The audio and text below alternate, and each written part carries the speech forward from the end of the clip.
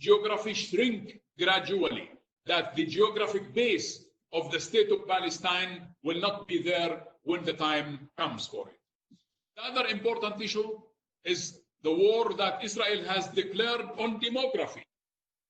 Palestinians are pushed out of Jerusalem. Palestinians are pushed out of Area C. And this war on demography has to do with the implantation of Jewish colonies in the Palestinian territory. As I said earlier, 720,000 Jewish settlers are already there. They make 24% of the total population of the Palestinian territory. These settlements and settlers, in accordance to United Nations Resolution 2334, are illegal, illegitimate. According to all United Nations resolutions, they're all legitimate, they are all illegal. The other war that Israel is launching against us is a war about narrative. Narrative. This sort of falsification of our history, the falsification of our geography, the falsification of documents, in order for them to prove that this is Judea and Samaria, Eretz Israel, and so on and so forth. The attacks, the daily attacks on Al-Aqsa Mosque, it has to do with the war on our narrative. Mr. Chairman, the conflict in Palestine is not about narrative, it's not about religion. The conflict in Palestine is political, it's about political rights, it's about agreements, it's about the right of self-determination to the Palestinian people, it's about the inalienable rights of the Palestinian people. And therefore, while I salute all what you do in this committee, I want to assure you that our people will stand solid with a spirit of resilience, that we will not submit to these aggression acts and threats taken by us, taken against us. Having said that, we know that there has been a plan that's called the ultimate deal. What Netanyahu is enjoying today, he is enjoying a green light from the American administration. It has been this administration in the United States that has given a green light, what they call a proposal for peace, that has given literally more than 35% of the Palestinian territory to Israel. So even if Pompeo arrives in Tel Aviv to try to say whatever he said, the Israelis will not listen to him or to anybody else, because they know that they enjoy a green light from the American president. The United States is busy with other things, with Corona, with the economy, with issues with the international community, and with elections. So even if the Israelis might postpone the implementation until July or August, when the United States is approaching elections, we know for sure that Netanyahu, who declared yesterday in the Knesset that he's going to annex, he will implement it by July or by August. Having said that, at a time when we fulfilled all our obligations in security, Israel should not have been encouraging into our territories. They do. Israel is violating the security agreement. The Oslo agreement and the interim agreement should have been about incrementalism. Incrementalism, according to the Palestinian-Israeli agreement, it means that our zone of domain should have been gradually enlarged to the extent that by May 4th, 1999, Palestinian authorities should have been in control of all of the Palestinian territories. Unfortunately, what has happened is the opposite. Palestinian territory is gradually shrinking, and instead of enlarging, it has been shrinking gradually to the extent that today we are simply encircled in Jerusalem, encircled in Gaza, encircled with Area A, which is only 18% of the total area of the Palestinian territory. So this violation of the agreement, violation of security agreement, violation of economic agreement, violation of recognition. We have recognized Israel as a state within the 67 borders. Israel never wanted to recognize Palestine as a state within the 67 borders.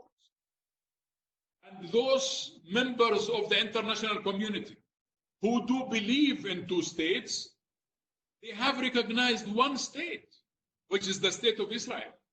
And yet they have not recognized the state of Palestine. 140 countries, yes, they did. But we are now taking things into a totally different direction. And let me here say that while we are hoping, and our president has pushed for, in his speech at the Security Council 2017, he has pushed for and he called for an international conference to be established under the auspices of the United Nations with the full participation of the international community, mainly the quartet, United Nations, Russian Federation, European Union, and United States. We know, Mr. Chairman, that this sort of monopoly of United States over the process have not yielded success. United States has been the only shepherd of the peace process. Unfortunately, a record of failures. So therefore, we need to move from this sort of monopoly of shepherdism into and bilateralism into a new paradigm based on multilateralism. And that is how and why our president has called for an international conference based on international law, international humanitarian law, Fourth Geneva Conventions, and all relevant international treaties, agreements, resolutions that has to do with the case of Palestine in conflict with Israel. So I want to conclude this intervention by saying the following on this political track. The Palestinian leadership is going to meet tomorrow at 9:30 p.m. Palestine time. And on the agenda of the Palestinian leadership, chaired by our president, one single item, which is what is it that we will do when it comes to this Israeli announcement and intention of annexation. Mr. Chairman, we cannot stay silent on this issue. In the same way that we hope the international community does not stay silent. We are grateful to all statements made by you and by our friends in the international community. The European Union has been discussing this issue on last Friday. And we know that they are still in consultation. After some European countries have shown reservations that their meeting was on Friday, there was no Israeli government. And now that the Israeli government has loud and clear and explicitly stated that they are going to annex certain parts of Palestine, no country has an excuse not to stand with peace and justice. And I hope that all in Europe, in Africa, in Latin America, in the Arab countries, of course, they're all with us, and in Russia, all over the world, it is the moment of truth, not only for us tomorrow at 9:30 p.m., but for the whole international community. We have to face the moment of truth. Those who have been saying that let's wait and see. Some have said let's wait and see what the Trump administration is going to come up with. We have seen what the Trump administration has come up with. A disaster that's called the deal of the century. A legitimization of annexation, and also closing the Palestine office, moving the American embassy from Tel Aviv to Jerusalem, stopping financing for UNRWA. All these sort of measures, it did not push us to submit. We did not submit. And this blackmail, we did not submit to the blackmail. Those who assumed that this pressure will put us our backs to the wall and we surrender, we will not surrender, I assure you, Mr. Chairman. Palestinian people have been fighting for their rights, and we will continue to fight for our rights in peaceful means with your support. And that is where we stand today. We stand today really facing the moment of truth. Having said that, also, like every other country in the world, we have faced this coronavirus. The coronavirus, I am proud to report to you that unfortunately only 2 people have passed away because of the virus. But also I am proud to report to you that Palestine has been the first country that has employed serious measures to fight the coronavirus from day one. We were the first to close school and universities. It was so hard for us to close mosques and churches, but we did, and we were the first to have done that. And we were the first to impose lack of movement on our people. Unfortunately, my dear brother and friend, Mr. Chairman, our people have been familiar with curfews, and that has built some sort of resistance in our people, that when we asked them to stay home, they stayed home because they have been used to it. The difference is this lack of movement. It was we who asked them for their safety. They used to be put under curfew as a punishment measure by the occupation forces. So therefore, even though we built resilience in ourselves, but we have been able really to resist it. We have been, when Israel did not fulfill its obligations for our people in East Jerusalem, we sent medical teams to East Jerusalem. Even though at a time when Hamas is in control of Gaza, we are responsible for our people in Gaza. We sent medical supplies.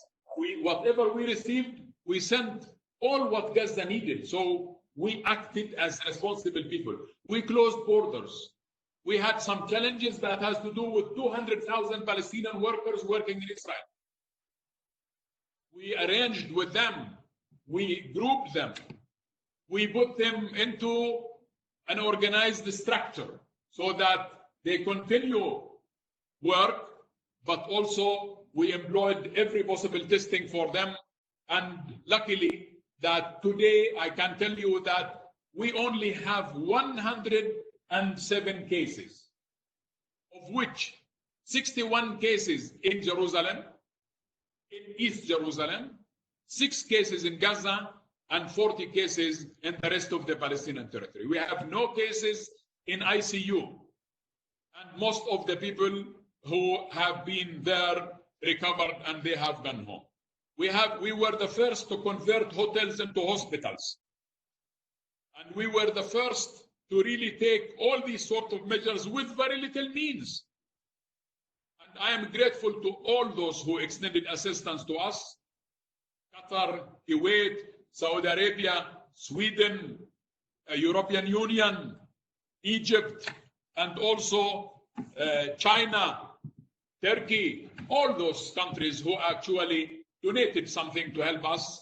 I'm telling you that we started with this crisis with only being able to test 300 people a day. Today, I'm proud to tell you that we do testing of about 6,000 people every single day. This has put us on instead of us being on the defensive, this has actually put us on the offensives when it comes to this coronavirus. The last other issue that I want to tell you, that, as I said earlier, it has opened our eyes on so many things. One, that Palestine, even though we don't have a border, we don't have a seaport, we don't have an airport, we don't have planes, and we are really stuck with our kids, students who are all over the world. We will continue to coordinate with many friendly countries to bring them back. One. Secondly, on this issue of Jerusalem, as I said, we have actually prepared all East Jerusalem hospitals. Unfortunately, these hospitals, they have faced financial aid cut by the United States, that these hospitals that used to receive some money, they don't receive any money anymore. Now, on the coronavirus, we have looked at the social, economic, medical, and security consequences of this. We have established a committee to look at the social consequences. Violence against women have increased by 47%, unfortunately. And we are monitoring that. Not very much cases, but it has increased. Also, violence against kids has increased. And whether violence internal or external, because kids have been stuck at home for quite some time, and so therefore they have faced some problems here and there. We have established a special fund for donations. Palestinians have donated 60 million shekels to help the poor. We just the day before yesterday, we extended assistance for 30,000 Palestinians whom we call new poor. And this is added to 125,000 Palestinian families who received assistance last month. We have also distributed cash assistance to 40,000 Palestinian unemployed workers. Not only that, but also we have continued to fulfill the payment of salaries, our financial obligations, and all what is actually needed. So, to conclude on this issue, I think that this coronavirus, the international community should establish an early alarm system. And maybe, my dear brother Riyadh, on your capacity as our representative to the United Nations, and with the chair of the Palestine Committee on the Inalienable Rights of the Palestinian people, I think it is useful that the international community should establish an early alarm system in case this thing happens again, and in case other problems that might be facing humanity as a whole. From our side, we have now nearly, after this Eid holiday, we will be back to normal. Businesses are now functioning, and this sort of balance, we started by imposing lack of movement on everybody. And then we move to balance health and economy. And now employing measures to protect our people and allowing the economy to function again. We have established a special fund of $500 million, of which we already have $300 million for recovery plan, which we will provide loans at 1.5% interest rate, which is unusual. Usually interest rate is 5 to 6%. We pushed the banks to accept lowering interest rate down from 5.6 to 1.5. We will provide these loan guarantees and loans to sectors who have been hit hard, mainly tourism, SMEs, small and micro enterprises. We will help them with these sort of concessionary loans and soft money. We established a special committee to look after children who have been facing some sort of discomfort while they are staying at home, and so on. So while we are facing these sort of economic reality, social reality, political reality, health and medical reality, I want to assure you, Mr. Chairman, that our people are standing solid behind our leadership. And that for the first time, and here again I am proud to tell you, that for the first time since the establishment of this Palestinian Authority, the popularity of the president and the government has hit the ceiling. 92% of the Palestinians are satisfied of the performance of their government vis-a-vis the coronavirus. And I'm very proud to say that. And we will continue to fulfill our obligations. I hope that we will get rid of it, and that scientists, wherever they are, we will pray for them, for their success. When you pray in Jerusalem, Mr. Chairman, this is the lowest point. This is the highest point on earth. This is the closest point to the sky. And even if you make phone calls, you don't need to dial 00. It's a local call up there. So God will accept our prayers for a successful mission to international scientists to really come up with a solution to fight this coronavirus. But we need your support to fight the occupation and the Israeli policies of annexation. As I said, tomorrow the Palestinian leadership will face the moment of truth, really. And I think the international community should, with us, face the moment of truth. What we need from you is really sanctions on Israel if they do. What we need from you is to recognize Palestine as a state. 140 countries did, but we need this bilateral recognitions that should be the most serious reply to what Israel is intending to do. I thank you for listening to me. I hope I have made myself clear and loud, and that the intervention has been useful. I hope I answered quite a number of questions in your mind, but I still stand ready for any other questions if they arise. Thank you so much for having me. I sincerely thank Prime Minister Shtayyeh for his important and very enlightening briefing about the situation in the OPT, and for sharing with us the stances of the Palestinian government in this regard, particularly in this very alarming time marked by the threats of annexation by the occupying power and by the impact of COVID-19 on the Palestinian population. I now open the floor for questions and comments on the presentation we just heard. I will first turn to the members of the Bureau who express the wish to ask questions or make comments. I hope the comments also will be short if they are to be made. And my list of speakers goes as follows. We'll have Indonesia, followed by Cuba, Namibia, Afghanistan, and Nicaragua. So I will request my colleagues to be as brief as possible, ask one question if possible. Let me now turn to my friend, His Excellency Jan Priyansi Ajani, the permanent representative of Indonesia to United Nations. You have the floor, Jani. Thank you very much, Sheikh. Thank you very much, Chair. Excellency Dr. Mohammed Shtayyeh, a warm welcome to you to this important conversation. I'll be short. You have known that we in the government and people of Indonesia has always been unwavering in our support and solidarity to our Palestinian brothers and sisters.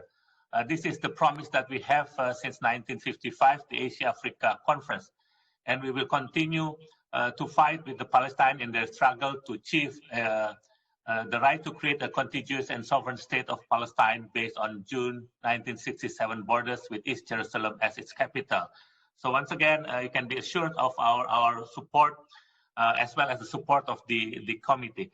I've heard all the important points that you have mentioned and the excellent work that we are doing in terms of COVID-19. My question is to the point, what more do you expect from us in the committee as well as of the United Nations and the Security Council with the looming annexation that is happening in July? And we, at least Indonesia in the Council, has always stated that all this time Israel has already done a creeping annexation, and the illegal action of Israel occupation is not accepted. It cannot be, it has to be condemned in many parts of the world. So concretely, what do you want us to do more in terms of facing what is going to happen in July? And also, if you can give us a little bit of light, has there been any humanitarian access being denied, especially related to COVID, for those that assistance that are needed in terms of COVID-19? What has the Israeli done to help? Are they doing anything in this regard? So once again, rest assured, Indonesia will stand with the brothers and sisters of Palestine. And lastly, as you mentioned also that you have a direct line to the Almighty, let me wish all of our Muslim brothers and sisters around the world a happy Eid Mubarak as we are going to finish the Ramadan month, and may Allah ease the suffering of all people around the world, including the Palestinian brothers and sisters.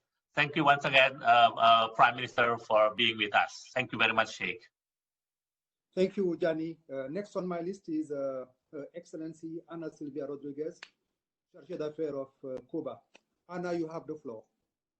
Thank you, Mr. Chairman, and good afternoon, colleagues of the committee. Your Excellency, Prime Minister of the State of Palestine, it's an honor for us to have this conversation with you today. We highly appreciate the information you provided, which contribute to have a better understanding of the enormous challenge that the courageous Palestinian people face nowadays due to the violation and injustice imposed every day by Israel, the occupying power. That beside that, now you have also all the situation imposed by the COVID-19. You are aware of the historic position of Cuba, of strong support and solidarity with the cause of Palestine, and it's a clear and transparent position. It's an unwavering position of principle that I'm not going to reiterate because of the sake of the time. During your intervention, you already responded a question that we put, and also the ambassador from Indonesia already asked some of the questions that we also would like to ask you, only to reassure you that we are here for you. We are here for the Palestinian people. We know that you're never going to surrender. You are resilient people, and we are at your disposition to do whatever you need us to do. Thank you.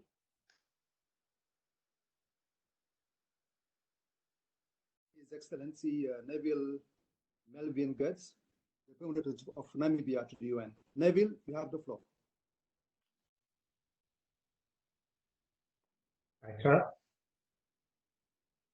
I trust you can hear me now.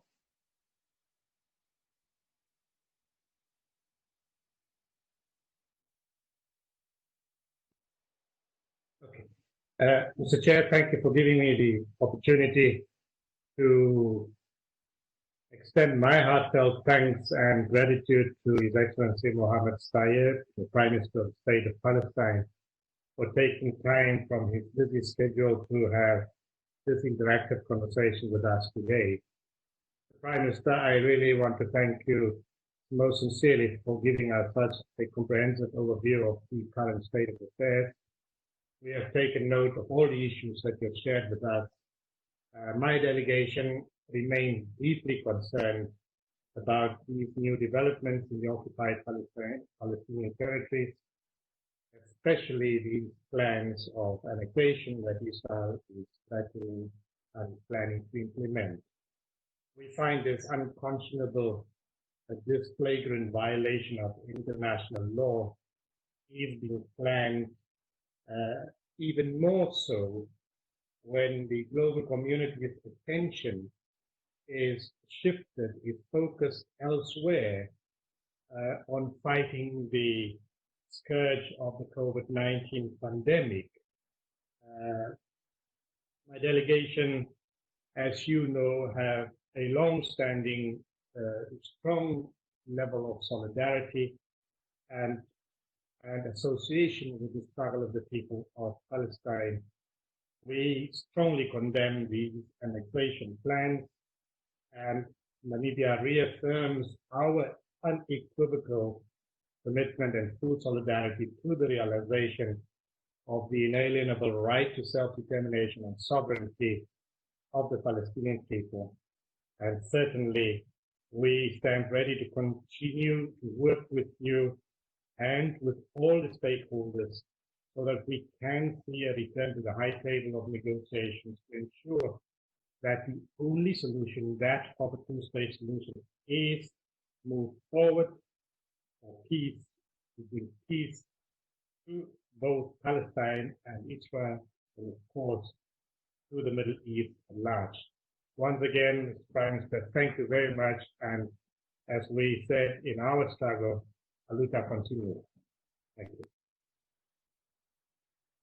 Thank you very much, Brother Neville. Now I have the pleasure to give the floor to Her Excellency Adela Raz, Permanent Representative of Afghanistan to the United Nations. Adela, you have the floor.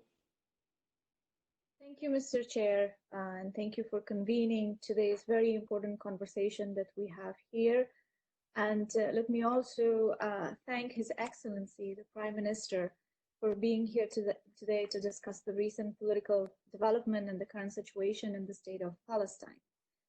During these very uncertain times for our world, it remains very crucial that we are reminded of the importance of finding a peaceful and just solution to end this conflict. As the Vice Chair of the Committee of the Question of Palestinian People, Afghanistan has always exercised its duty with an everlasting commitment to our sisters and brothers in Palestine. I echo the sentiment of my President, Ashraf Ghani, when I say that this conflict has robbed several generations of Palestinians of their rights to live in peace. As a country that's all too familiar with the devastating consequences of protracted conflict, we stand very strongly in solidarity with the cause of the Palestinian people, and we will always continue to defend the Palestinians' inalienable rights for their self-determination. Mr. Prime Minister, your words today have highlighted the urgency to find an equitable and just solution to this conflict, as well as the urgency of the health situation in Palestine. My question, which was also raised by my very dear brother, Ambassador Tajani, is in regards to what we can do here as members of the committee, how effective we could be here when we are in New York at the UN at this very important multilateral platform. We do understand globally we are faced with a tremendous challenge where multilateralism is truly being faced with a new problem, which is the health situation globally. But that should not really undermine or put away the focus that we all have here, where the rights of the Palestinian people have been an important cause here at the UN. So please let us know how can we be more effective at this really critical and crucial space that we all are. And before I end, I once again would like to highlight that be please assure of Afghanistan's commitment to this effort and our dedication to achieve sustainability and prosperity for the people of Palestine. And Eid Mubarak in advance to you and to your family and to our brothers and sisters in Palestine.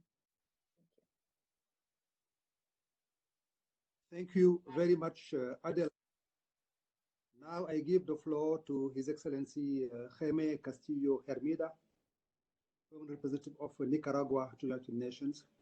Jaime, you have the floor. Please unmute.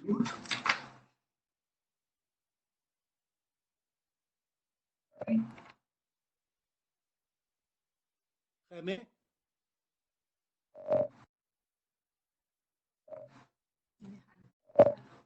Hello, can you hear me? Jaime, you have the floor. Oh, thank you. Yes, thank you, Mr. President, for organizing this important conversation.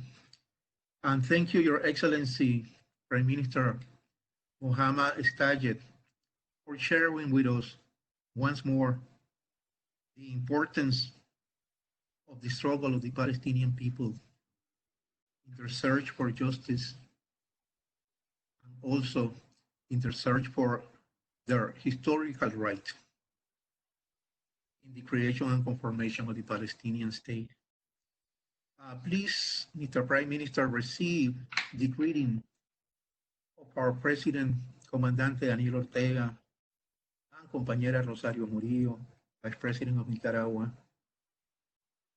As members of the committee, we want to reassure you of the support of the committee to the Palestinian people, the Palestinian cause, and the commitment to the two-state solution.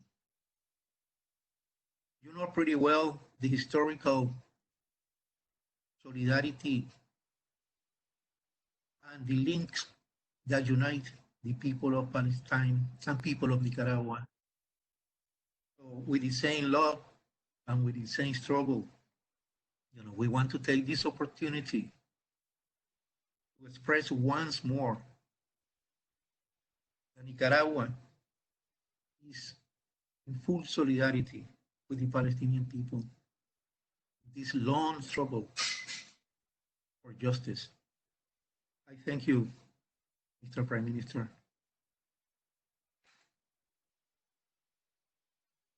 Thank you very much, Jaime. Excellency, Mr. Prime Minister, you have just heard the first set of speakers. You have listened to some of my wonderful colleagues from the Bureau who are at the forefront in the execution of the mandate bestowed to the committee by the UN General Assembly. I will leave you respond to them before I go to the next round of questions. They made comments and questions, so I leave you the floor, Your Excellency.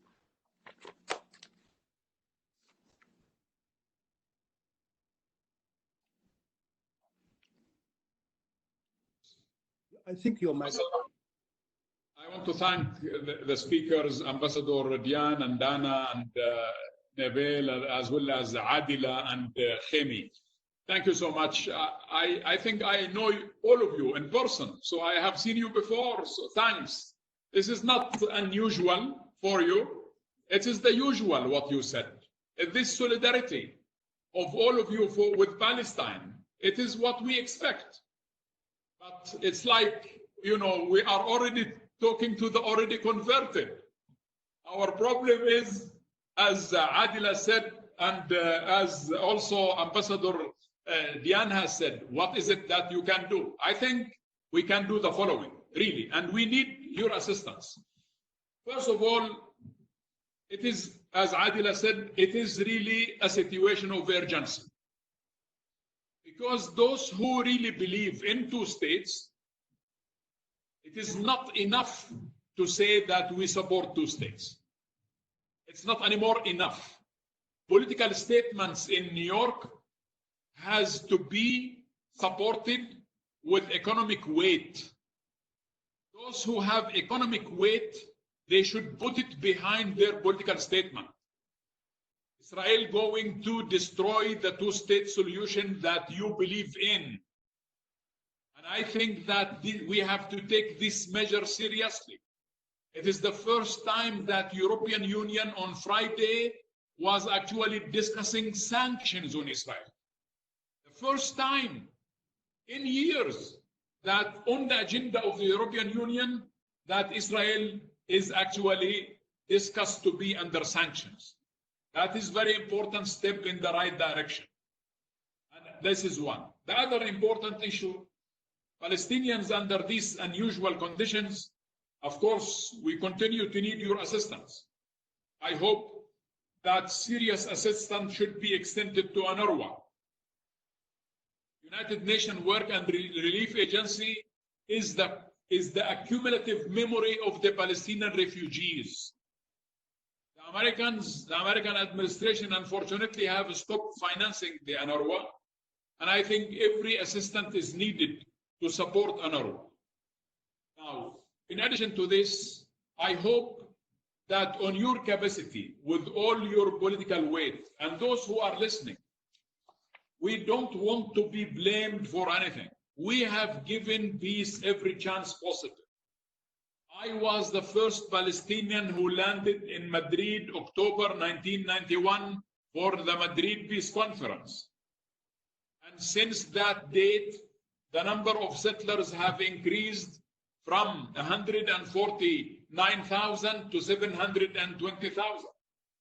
So, if somebody is going to ask us, give peace a chance, we have been giving peace every chance. If somebody is going to say, commit yourself to agreements, we have already committed ourselves to every agreement. And Israel has violated every agreement. My dear friends, we cannot continue to live with the status quo. We have to break the status quo. And I think one way of breaking the status quo is to react to these Israeli measures. The international community has to stand solid with peace and justice. And I hope that really serious measures should be taken by the international community, that Israel should not get away with murder. And Israel should not get away with these measures of destruction of two-state solution. This is your agenda. This is the international agenda. This agenda does enjoy a Palestinian consensus. It does enjoy Arab consensus. It does enjoy Muslim consensus. It does enjoy international consensus. Two-state solution does enjoy every consensus in the world. And we need to protect that. Israel is destroying that now. And I hope that the United Nations will really rise up to the occasion. We should.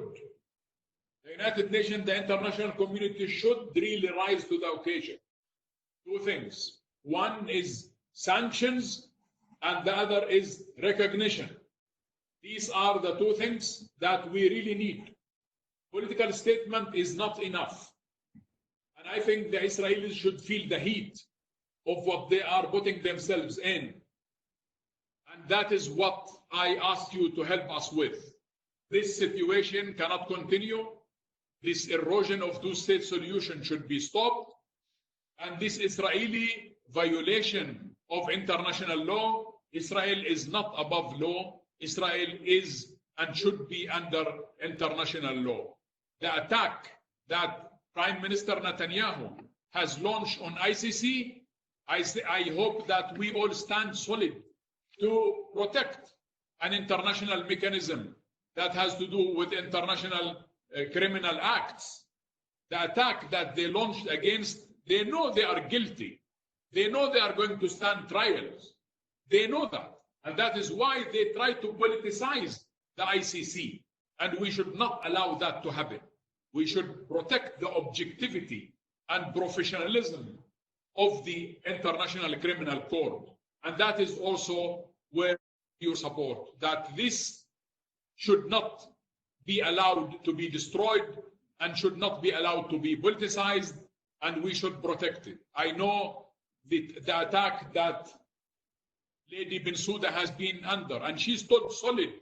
She reported that the International Criminal Court has a mandate to investigate crimes in Palestinian territory, Gaza, West Bank, including East Jerusalem.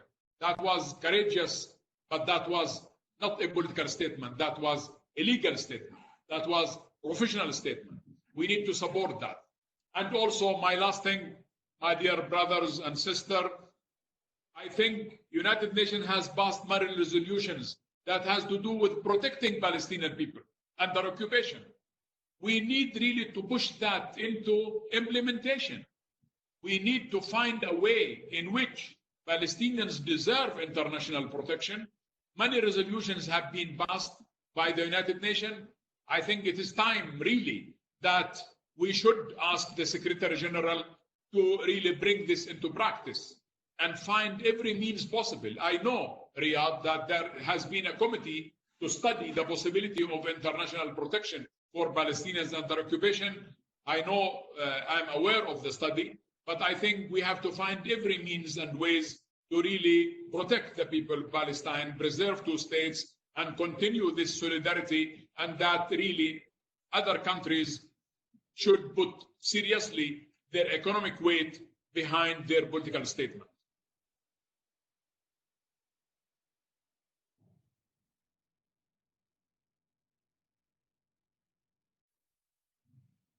Thank you, Prime Minister Shtayyeh. Now we are going to start the second round of questions.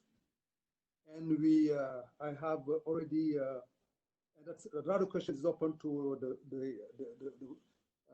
the committee and also the rest of the members of the UN.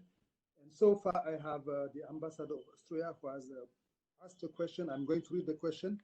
I can also see that my brother Mohammed Idris, the ambassador of Egypt, has requested the floor.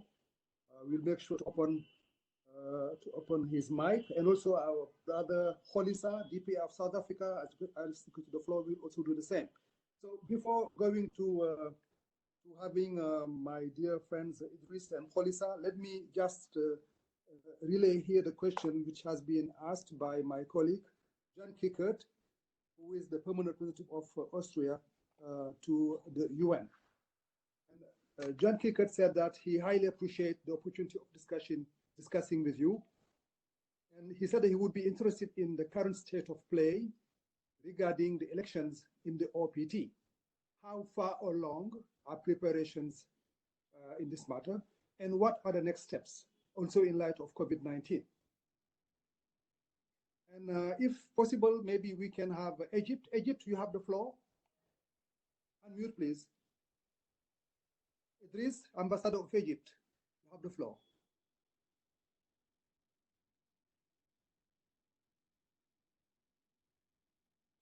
You hear me?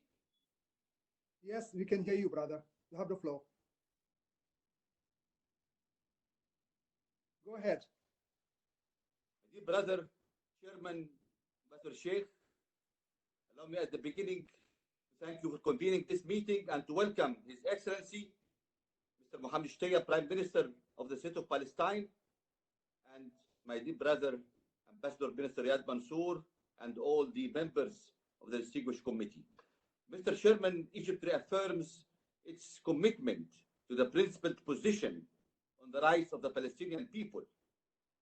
The implementation of a just, comprehensive, and permanent settlement of the Palestinian question continues to be the main pillar of security and stability in the Middle East. Egypt is strongly for the establishment of a Palestinian state on the pre-1967 borders, with East Jerusalem as its capital, according to UN resolutions, especially 2334 of 2016. The Palestinian question has witnessed historic challenges since 1948. However, the present challenge posed by the annexation of the Palestinian lands in the Jordan Valley and North Dead Sea represents the gravest threat to the two-state solution and undermines peace and stability in the Middle East. Accordingly, Egypt calls on the international community and the UN to do all what's possible to prevent unilateral action by Israel that constitutes a clear violation of its obligations according to international law and the UN resolutions. The present challenges, Mr. President, faced by the Palestinian people are compounded by the threat of COVID-19, which increases the pressure on the Palestinian Authority as it struggles to face the pandemics and with all its ramifications from the health aspect, economic aspect, social aspect, and humanitarian consequences, taking into account the limited resources available to the Palestinian Authority. That's why we call on all parties to help providing the support to Palestinian people to face such a very grave situation of the COVID-19, in addition to the consequences of the occupation. Let me make use of the honor and pleasure of President of Honor, the excellent Prime Minister, and to ask, you referred, Your Excellency, to the pending meeting of the Palestinian government, which is going to discuss some options in case this step takes place. So are there any ideas which you can share with us about the possible options in case this happens, the annexation happens? And the other thing is about the possibilities of also at this grave time, which has a very compounded challenges of the Palestinian reconciliation to move forward. Thank you very much. And again, Eid Mubarak, and wish you all the best, Your Excellency. Great honor to be with you. Thank you very much, Brother Idris. Now I give the floor to His Excellency Kholisa Mabong, who is the DPR of South Africa. You have the floor, brother. Thank you very much, Mr. Chairperson, and thank you for organizing this meeting.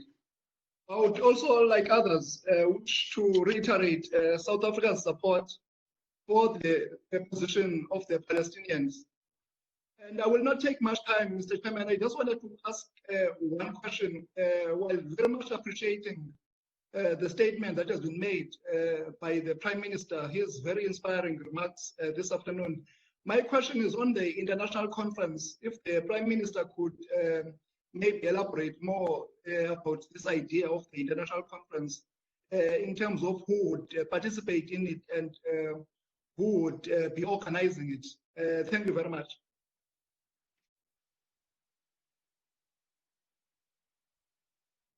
Brother Kholisa. I think, Mr. Prime Minister, you have just heard the three speakers in the second round of questions and comments. You just heard first the question I read coming from my colleague from Austria about the elections in the OPT. And just now you have heard the Ambassador of Egypt and the DPR of South Africa. Mr. Prime Minister, I give you the floor to respond to those statements and questions.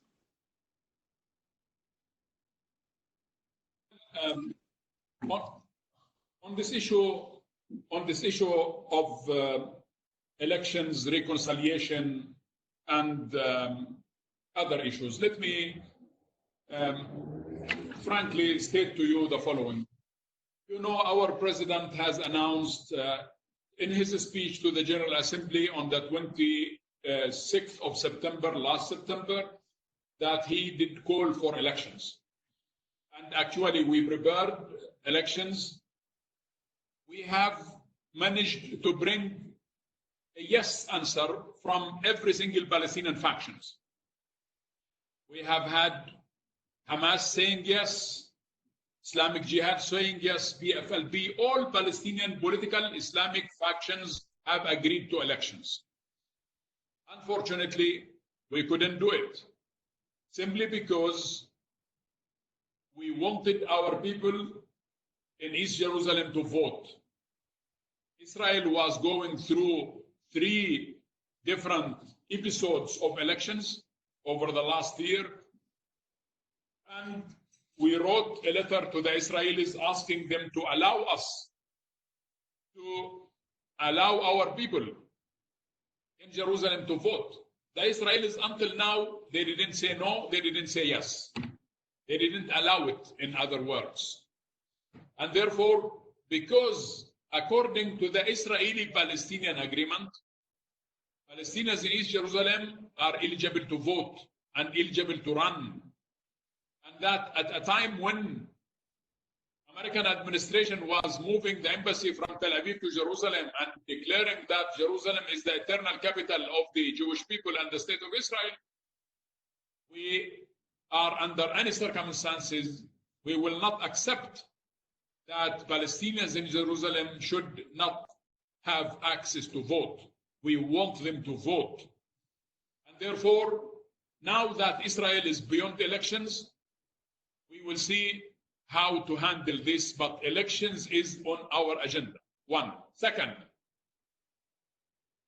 if elections is not possible under the current political impasse that we are in, and here I come to the question of our dear friend, the Ambassador of Egypt.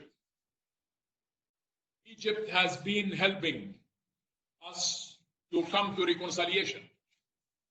And we have signed agreements with Hamas in Cairo. 2 agreements. Unfortunately, Hamas did not fulfill the agreements. My dear friend, Mr. Ambassador, I want to assure you that I, as a Prime Minister, I have the instructions of our President to go tomorrow to Gaza if Hamas is ready to accept the implementation of the October 2017 agreement that has been signed between us and Hamas. So therefore, we hope that Egypt, that has been really the shepherd of this Palestinian reconciliation, and the effort is continuous, and now we need it more than ever. The political challenges that we face, it does oblige us to be united. Our president, he works with every possible way to get this Palestinian front united. And I want to assure you, Mr. Ambassador, that tomorrow, Hamas, Jihad, PFLP, they are all invited to attend the leadership meeting tomorrow. Islamic Jihad has announced that they are not attending for their own reasons, but others are coming. So therefore, we know how important to be united under occupation. And we know that unity is a prerequisite for victory. We know that. and we will do everything possible to do it.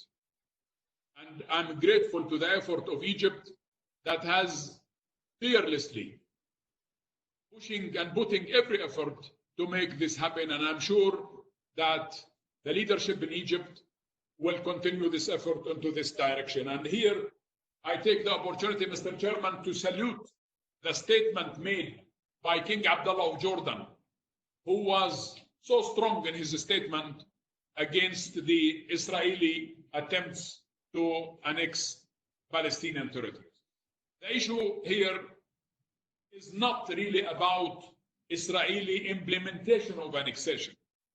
Mr. Ambassador, the problem that is very clear now, Israel has announced officially in the Knesset, while the ministers have been sworn in, they have actually stated that they are going to annex. We are not going to wait until Israel implement the annexation. They already put it on their agenda. It was already stated in the Knesset, and therefore our measures has to do with that. Now, let me give you what is the direction of the discussion that will take place tomorrow. Our discussion tomorrow will be focused on one thing. Very simple. Israel has violated every single agreement that has been signed between us and them. All these agreements that were signed by the State of Palestine and the PLO. And therefore, these agreements are now under big question mark. Second, the debate in Israel today is not between the peace camp and the occupation camp. The debate in Israel today is between the two camps based on what to annex. The Gantz camp, they wanted to annex western parts of the West Bank. Netanyahu wanted to annex eastern part of the West Bank. So the issue for them is not to annex or not to annex. The discussion among the Israeli politicians is what to annex.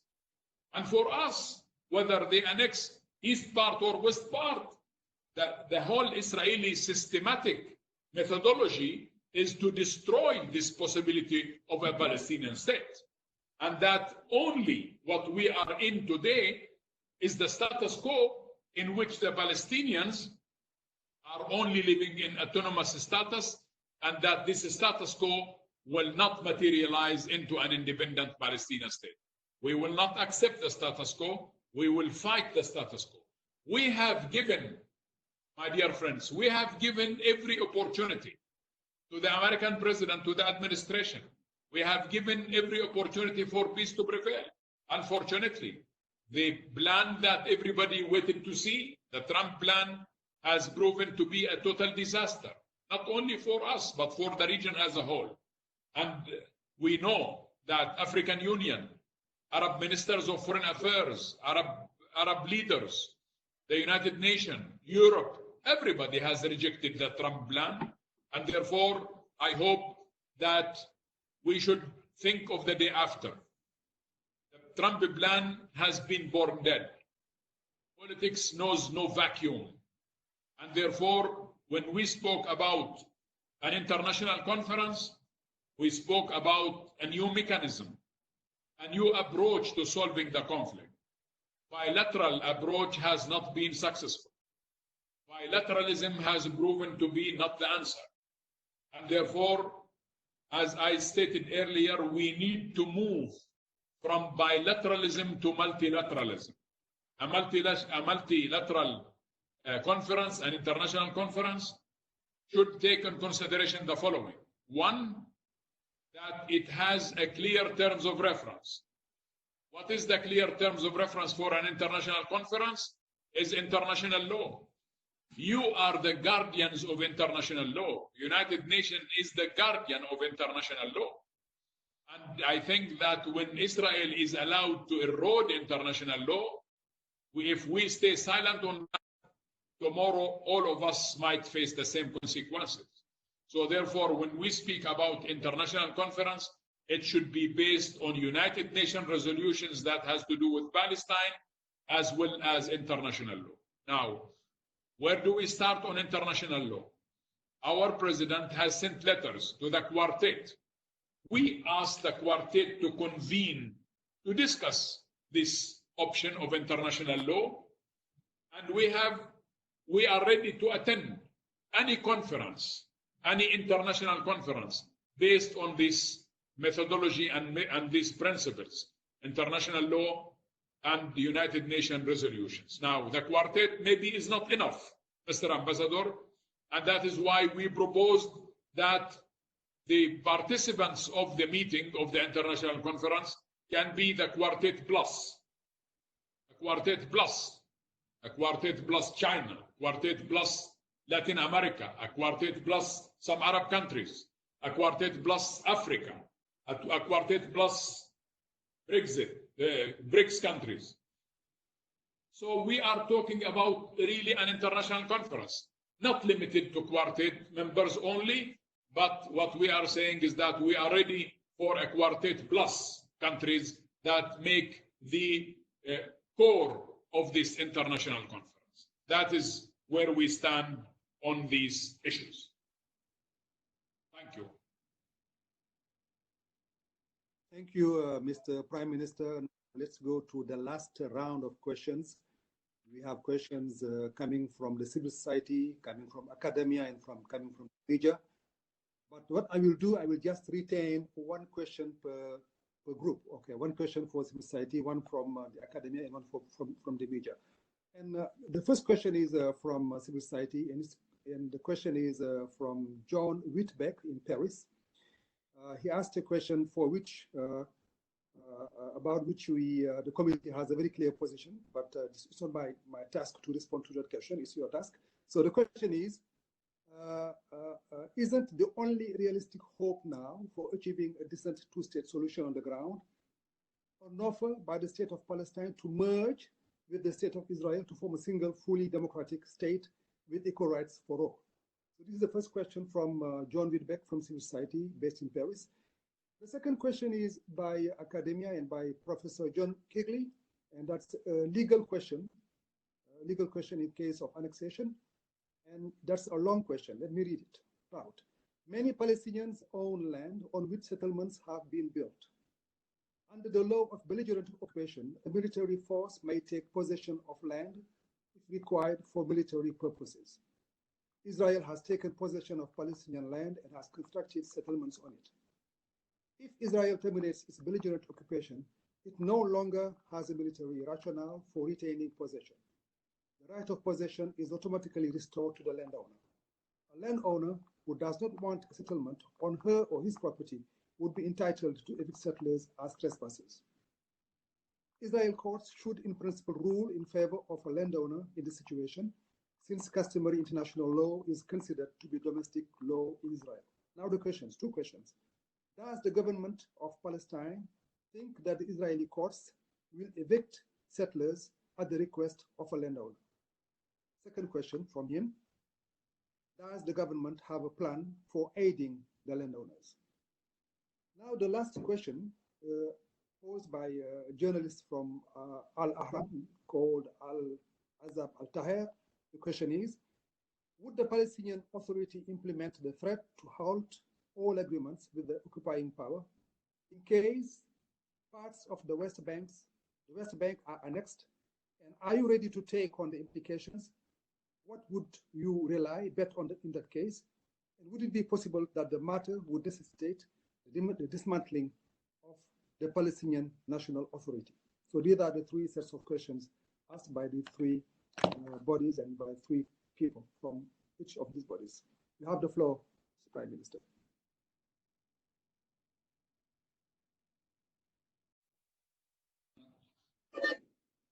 Thank you again, Mr. Chairman.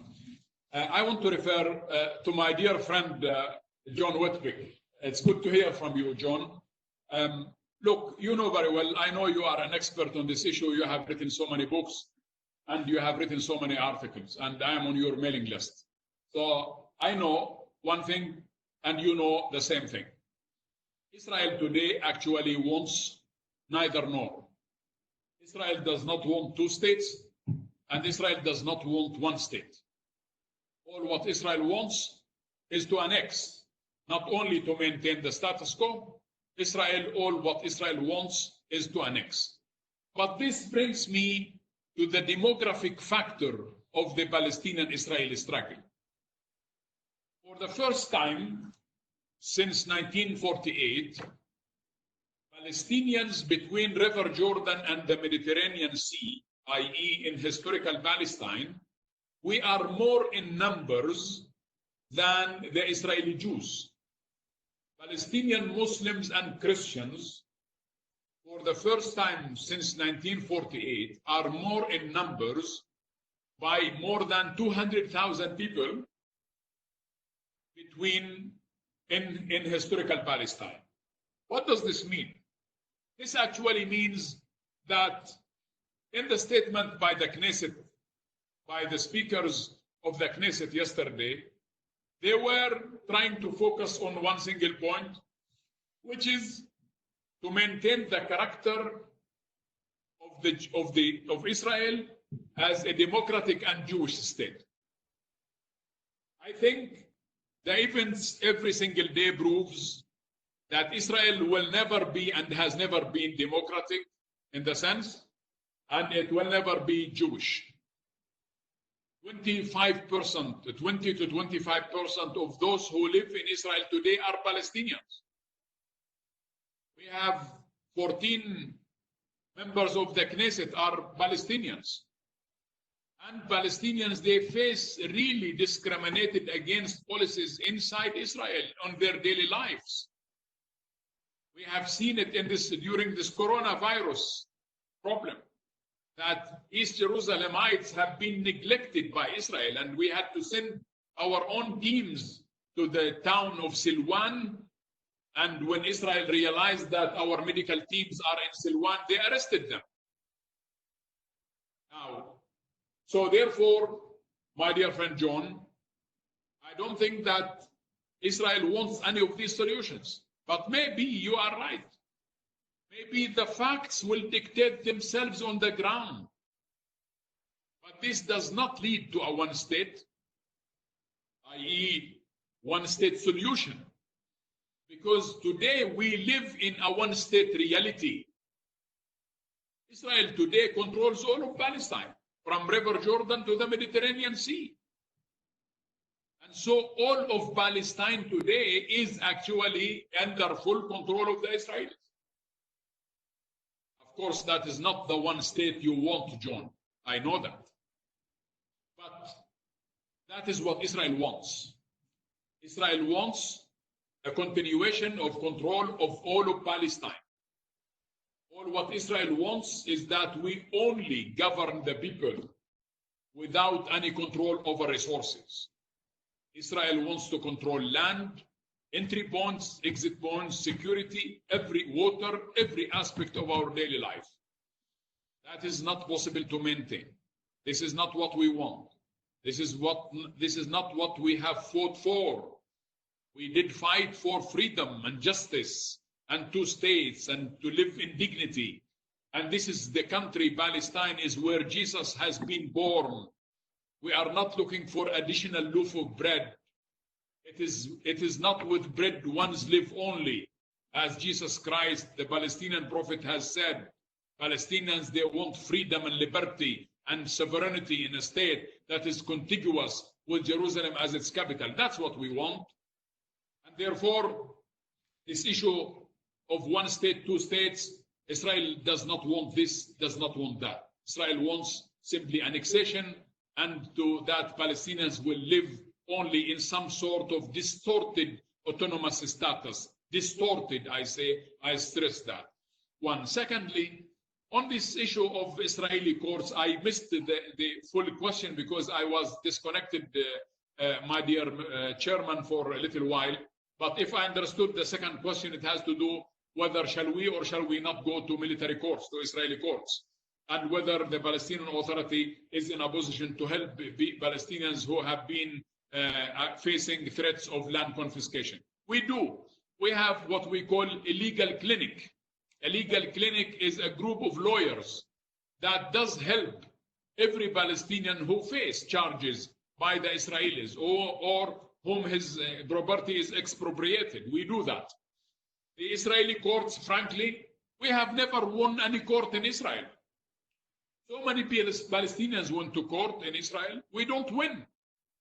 Why is it that we don't win? We don't win cases. It's just because these courts are military courts. These courts are designed to help the politicians in Israel. Look at the situation. The Israeli Prime Minister who was facing charges of corruption, the High Court ruled that he is eligible to become a Prime Minister. So therefore, our trust in these courts is not really up to standard. These courts are not up to international standard because these courts, they rule with Israeli law. And the Israeli law, the Israeli Knesset, they do pass laws every day against us. And this annexation is going to become a law, and so on. So therefore, I think this sort of credibility of Israeli courts is really under big, big question mark. The other issue that the question from our colleague from Al-Ahram, my dear friend, I want to tell you one thing. Maybe you are right that Palestinian leadership has been threatening every now and then, we will do this and we will do that, and we didn't do it. You are right, because we wanted to give every chance for last minute attempt, and now we realized that is not possible. So the meeting tomorrow is not about redeciding things. The meeting tomorrow is not about forming a committee to discuss things. And the meeting tomorrow is about implementation of resolutions that have been passed in the last year or two or more that has to do with these agreements. We will see what the Palestinian leadership will say, but I want to assure you that this is the point of discussion. The issue for us is we should do things, and we already discussed things more than enough. On the last issue of dissolving this Palestinian Authority and so on. Look, this debate of dissolving this Palestinian Authority, I am not only aware of it, but let me tell you, please don't be mistaken by the fact that this Palestinian Authority is a gift from anybody. No, this Palestinian Authority is not a gift from Israel to Palestine. This Palestinian Authority is not a gift from United States. This Palestinian Authority is not a gift from anybody. This Palestinian Authority is a product of the sacrifices of the Palestinian people since 1965. But this Palestinian Authority is an interim authority. That is not what we did fight for. We did not fight for an interim authority to live under autonomous reality or in autonomous reality. No. The official name of this Palestinian Authority is Palestinian Interim. I underline interim. Palestinian Interim Authority. Palestinian Interim Self-Governing Authority. That is the official name. And we wanted this interim authority to become independent state. And that is what the agreement with Israel was about.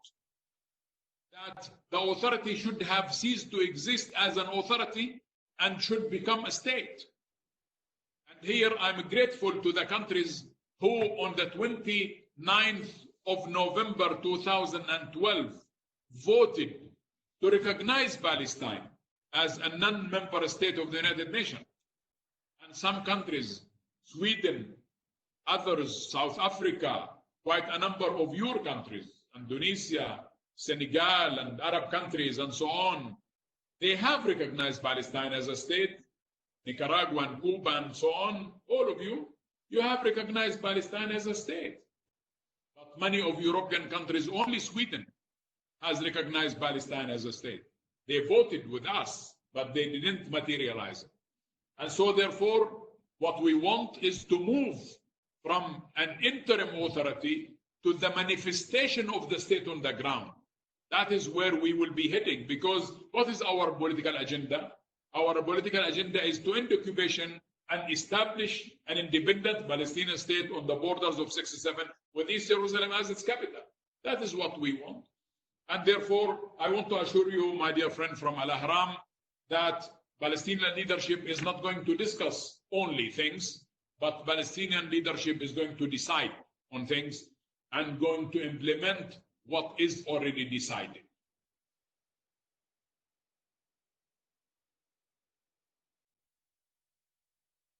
Thank you, Prime Minister. That brings us to the last segment of our meeting, which is the Q&A segment.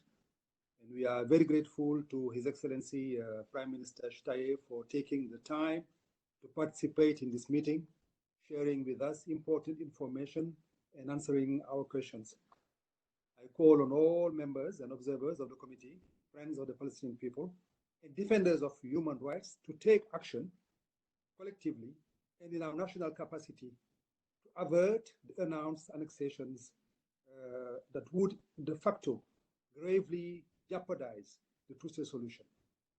Now is the time to act in a coordinated and decisive manner and demonstrate our unwavering solidarity with the Palestinian people. Mr. Prime Minister, you're right when you say that the moment of truth has arrived and we have to live up to it. If not, we will not only betray the Charter of the United Nations, but we will even betray our most basic moral values, our most basic human values. So before I conclude, I would like to thank also all the members of and observers of the committee, the wider UN membership, our partners in civil society and the public at large for participating in this special committee meeting. And I would like also to thank the Office of the Prime Minister and the Mission of Palestine to the UN for facilitating this dialogue with the Prime Minister. My thanks also go to the Division of Palestinian Rights for putting together this event and assisting as customary, assisting very efficiently the Bureau in holding this meeting. As we adapt to these new circumstances, we will continue to operate remotely, and in the coming weeks, we will organize more virtual meetings and events. I hope that we can count on your continuing participation and support. I would like to remind everyone that a recording of this meeting will be shortly uploaded on the webpage of the committee and on its YouTube page. Mr. Prime Minister Shtayyeh, once again, thank you very much for your time and thank you for enlightening us. And we wish you and the Palestinian government and the people of Palestine all the very best. I now close this 400th meeting of the committee. The meeting is adjourned. Thank you. Thank you. Thank you very much.